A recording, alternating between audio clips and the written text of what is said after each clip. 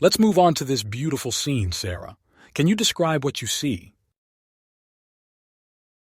It's a serene image of a young man and a young woman paddleboarding on a lake at sunset.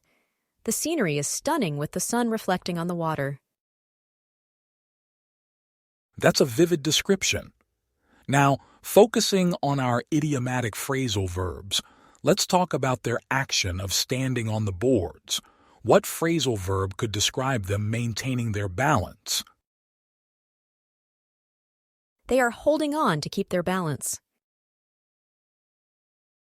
Hold on is exactly right, used here to mean maintaining grip or balance. Considering they've chosen such a calm and beautiful time to paddleboard, which phrasal verb fits their choice to experience this at sunset? They timed out their paddleboarding to catch the sunset. Well thought out. Time out means to plan or schedule something at a specific time. Now, if we think about how they are navigating across the lake, what phrasal verb would describe their exploration? They are branching out across the lake.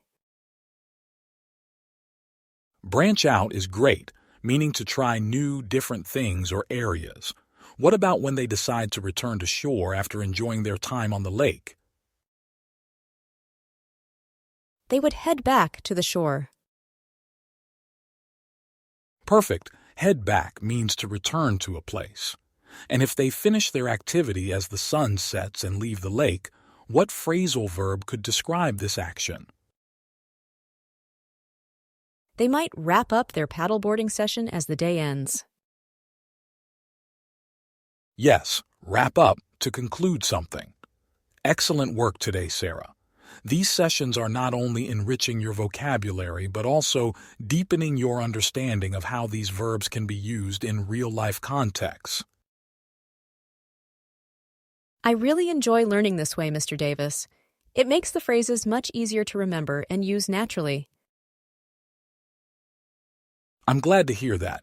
It's important to keep up the good work and continue to build on what you've learned. See you in the next lesson.